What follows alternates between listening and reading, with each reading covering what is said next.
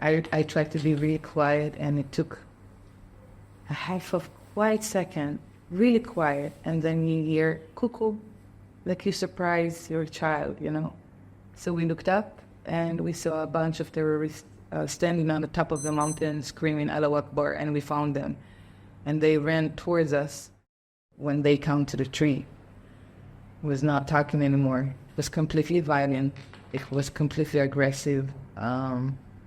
They pulled me from the tree and they dragged me. And I saw one helicopter in the sky. And I tried to look up and try to mark them that I'm a woman, because they started to cover my face and my head and my hair and my everything. And one of them slapped me so hard, and they say, "Forbidden, don't raise your face." And it was the last time I tried to contact with the outside. And from that point on, they dragged me so violently, and they understood that I'm stalling them because of my leg. So they picked me up, and they threw me from one to another as a human ball. I hit my head so many times. And you know how from that point on, every case is the worst case scenario.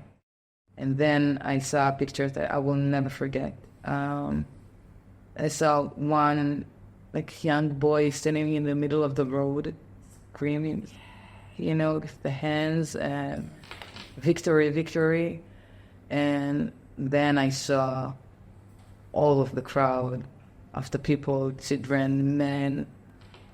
That was the most terrifying thing out of all of this event for me. To see how many people celebrating evil, and me bringing as a trophy into the middle of the crowd. I was literally didn't have the right to walk from that moment. The car came to the hospital, and 4 men just dragged me from the car and shoved me really fast in a small room. And every time I give the testimony, I say I saw between 30 to 40 Arabs in the room, but I don't know really how many were they, because the room was so crowded with men. They're putting a cast on my leg. They're not killing me now. So I still have time to gather information and try to understand what's the situation, if there is any possibility that I can save myself. That's the only thing that I was thinking on at that point. Don't try to resist. They will beat you up worse than they did so far. And I always just had nothing to do but to give in to that situation. Just have faith in my heart, because that's it. I don't have right to do anything anymore. You don't have the right to walk, speak, breathe, crying, thinking.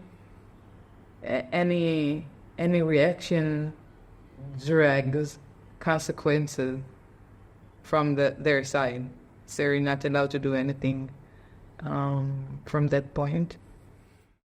When they brought me into the first house, I was covered with a sheet, and they took the sheet off, and there was an investigator sitting in front of my face, and more men in the room. At that point, I started to cry. What can I do in a room with 8 men standing, looking at me? One is really close to me.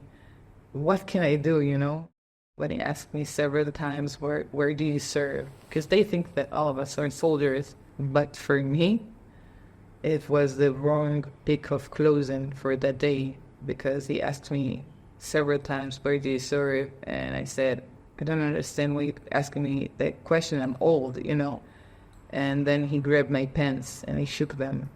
And I looked at my pants and I said, oh, I wore green army look-alike uniform pants, and I wore army boots. Some of the kidnappers said that I had an army shirt as well, and I took it off with my ranks and I threw it in the field so they will not know what's my ranks. And I tried to explain to them that I'm an artist and that I really support everybody, but they didn't care. So my journey My experience in Gaza was as a soldier. So I was investigated.